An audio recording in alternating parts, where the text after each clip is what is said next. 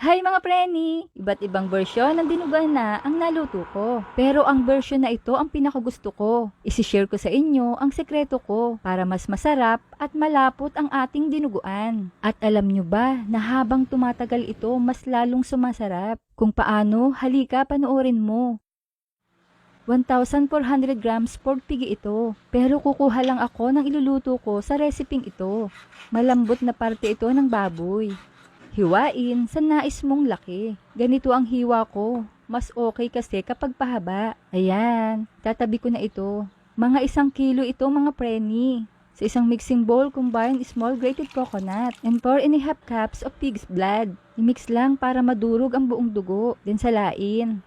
Sa mainit na kawali ay maglagay ng mantika. Set over medium heat. Add cloves garlic. Saute until golden. Add onion. Saute until translucent. Then ginger.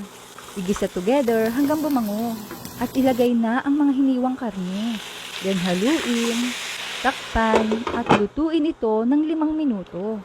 Haluin ulit at maglagay ng 2 tablespoon o patis, 1/4 teaspoon ng pamintang durog. Takpan ulit at lutuin ng 3 minuto. O hanggang sa nakikita mo na medyo lumulutong na ito. Lagyan ng lemongrass, pampabango, at nakatutulong din ito para mabilis lumambot ang karne. Maglalagay ako ng 3 cups of water. Haluin at papakuluan natin ito ng 15 minuto. Medium heat. Stir at a time to cook evenly. 15 minutes later, nag-reduce na ang ating sauce. Maglagay din ng 1/4 cup of vinegar. Huwag haluin sa loob ng 3 minuto. Green chili, then pwede nang haluin. Ibubuhos na natin ang pinaghalong gata at dugo. Set on low heat while pouring the blood. Maglagay ng seasoning mix at maglalagay ulit ako ng patis, taste accordingly. Ituloy lang ang paghahalo at lutuin ito ng 10 minuto. Another 1/4 cup of vinegar. Don't stir for 2 minutes. Add green and red chilies. Asukal, pangbalanse ng lasa. Haluin hanggang sa matunaw. At maglalagay ako ng slurry o pampalapot. Ito ang sekreto ko para mapanatiling malapot ang ating sabaw. Kahit ilang araw pa ito abutin, sobrang lapot pa. Utay-utay lang ang paglalagay. Pakuluan hanggang tuluyang lumapot ang sabaw.